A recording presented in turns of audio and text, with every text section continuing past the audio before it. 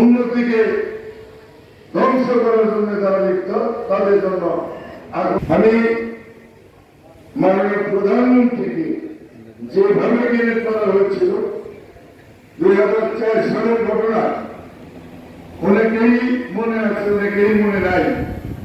একটি গ্রেফ মাননীয় প্রধানমন্ত্রীর পায়ের কাছে এসেছিল। আল্লাহ রাব্বুল আলামিনের কাছে লাখ কোটি কোটি শুকরিয়া। সেই গ্রেফটি আল্লাহ রাব্বুল আলামিন কবজা করে দিয়েছিল, জ্ঞান করে দিয়েছিল। সেই গ্রেফটি যেহেতু যার হয় নাই, আজকে মাননীয় প্রধানমন্ত্রীর নেতৃত্বে দেশ এগিয়ে যাচ্ছে। আজকে দেখেন সবকিছু ডিজিটাল পদ্ধতিতে হচ্ছে। ব্যাংকে আপনি এই ব্যাংকে টাকা রাখবেন, কুষ্টিয়া ব্যাংকে থেকে টাকা তুলবেন, মাননীয় প্রধানমন্ত্রী করেছে। ভিডিও কলে কথা বলবেন, এই ডিজিটাল পদ্ধতি মাননীয় প্রধানমন্ত্রী করেছে।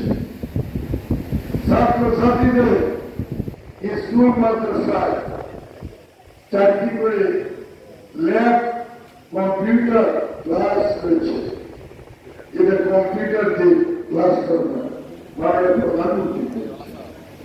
আজকে আমার রিক্সাওয়ালা ভাইরা, অটোওয়ালা ভাইরা মোবাইলে ভাড়া মারতে মারতে ক্লান্ত হয়ে রিক্সায় বসে ওই বেদের মেয়ে দুস্তার গ্রাম দেখে।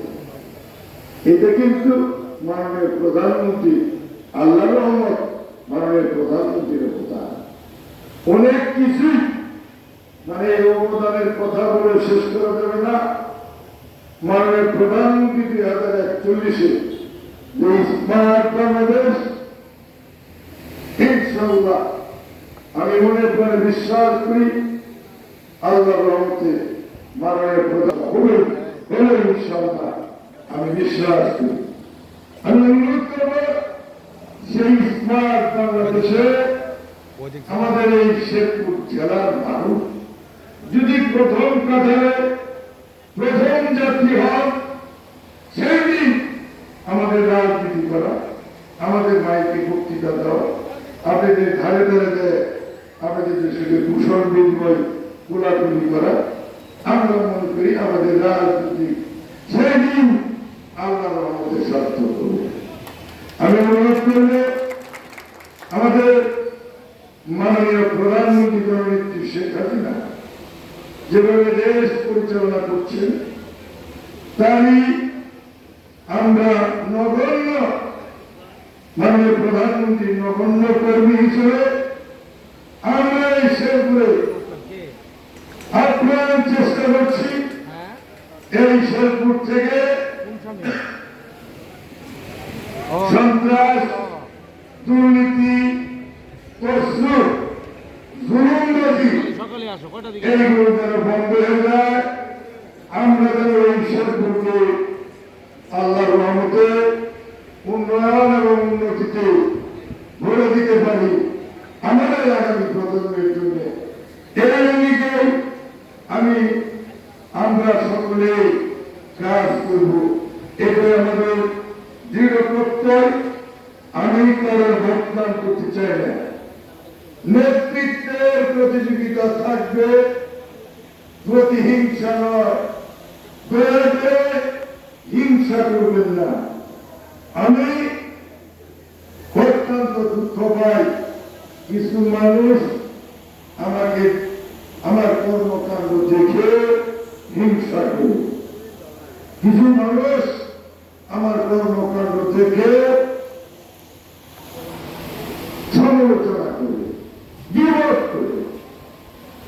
আমি আপনাদেরকে বলতে চাই, দয়া করে এক ধরনের পরিমাণ হিংসা যদি কোন মুসলিমের ভিতরে থাকে, আল্লাহ রাব্বুল আলামিন ওই লোকটির ইবাদত কবুল করবে না। একবারে 170টি ভাগ করে যে পরিমাণে অংশ হবে সেটাকে বলা হয় এক দ্বারা। দয়া করে হিংসা করবেন না। এই সরকারের নেতৃত্ব সকলেই আমি এটা আল্লাহ রাব্বুল আলামিনের কাছে দোয়া করি। এই সময়ে নেতাদেরকে হেফাজত করে রাখো, ভালো রাখো, আল্লাহ রাব্বুল আলামিনের কাছে দোয়া করি।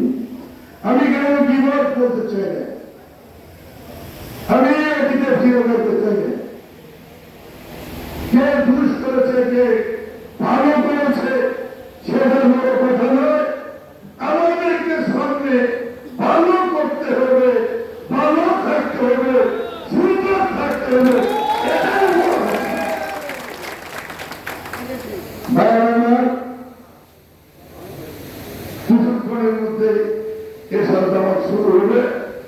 আমাদের এই মাইক থেকে মসজিদ অত্যন্ত কাছে, আমাদের নামাজ আদায়কারী ভাইদের বিঘ্নতার সৃষ্টি করে বক্তৃতা না দিয়ে শুধু একটি কথা বলতে চাই, আমার নামে কেউ যদি জুলুমবাজি করে, কেউ যদি চাঁদাবাজি করে, কেউ যদি কারোর হক কেড়ে নেয়, কেউ যদি তসরুপ করে, কেউ যদি অসামাজিক কার্যকলাপে লিপ্ত হয়, প্রশাসন সহ আপনারা যারা আছেন দয়া করে তাৎক্ষণিক তাকে ধরে ধরবে। এটা আপনাদের প্রতি আমার শরীরের বিনীত ভাবে।